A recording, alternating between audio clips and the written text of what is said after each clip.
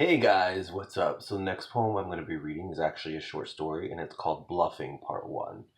This is about a pregnant woman that is being chased through the woods. She finally makes it to a neighborhood, looking back, but no one's there. The last house, which is isolated, is the closest.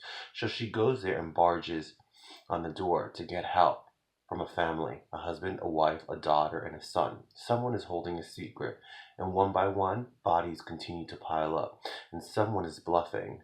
There's a connection. Bluffing Part 1. A pregnant woman is moving her legs, running through the woods. Seems like she's being chased. Sweat is coming down. She finally makes it to a neighborhood. She's running out of breath. She goes to the first house she sees, which was at the very end, a bit isolated by the other houses, and starts banging on the front door with her fists, yelling and screaming, "Help me!" The light goes on as someone responds, "Who is it?" She turns around to check, but there's no one behind her. "Someone's trying to kill me." The door opens as she runs into the house immediately. The man automatically locks the door. A wife comes out of the bedroom, wrapping her robe around her body, rubbing her eyes, just waking up.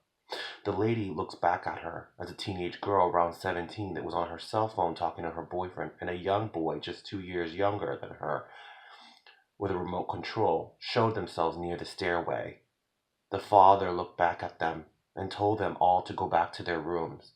"Dad, what the hell is going on?" The wife looked at the lady, then back at her husband. "Honey, is everything okay?" He, frustrated, picked up the phone, but before he put his face to it to speak, he said, "Please, just go to your rooms. I'll handle this." They did what he said. "Okay, now just tell the police what happened." Before the woman grabbed the phone, she asked the man if all the doors in the house were locked. The daughter, son, and mother were all in the bedroom. The boy looked at his mother. "What do you think is going on?" The mother nodded her head, trying to show not a worried face. "Everything's gonna be alright, sweetie. Your dad knows what he's doing." The daughter laughed as she said, "Bullshit," as she kept yapping on the phone, telling her boyfriend everything that was going on. "Get the hell off the phone," the 15-year-old boy said. All of a sudden, the electricity in the house went off, and there was a scream of a woman, which most likely was a pregnant lady. They heard footsteps up the stairway. As the doorknob to the room turned, daughter, mother, and son were all hugging each other. The lady walked in with a worried face, closing the door gently. "He's dead." Her hands shaking, the wife's eyes large, and as the boy started to cry, the daughter said, "No, that can't be." She moved away and headed to the door. All three of them tried to stop the girl, but she kept moving.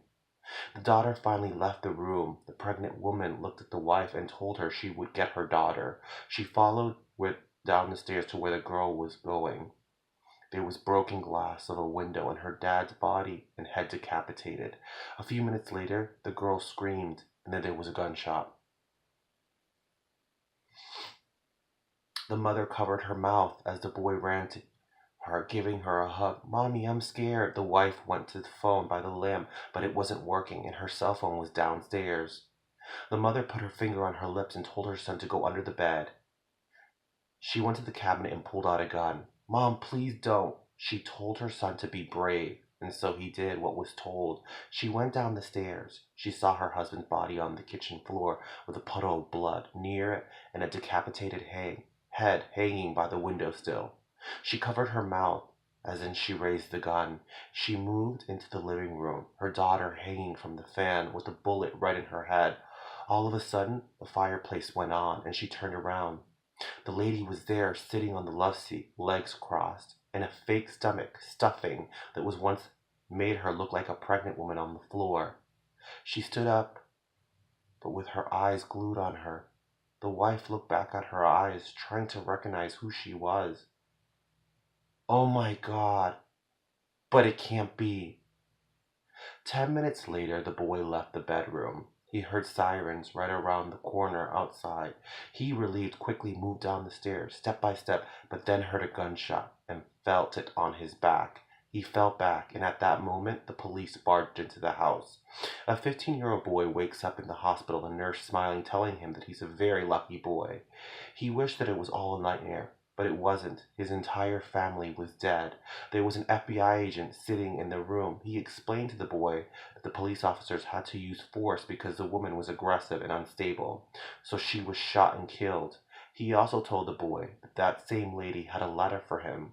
You don't need to read it if you don't want, but it's right here if you want to know the answers, my boy. The man left the room as he looked the letter, opening it, about to read it.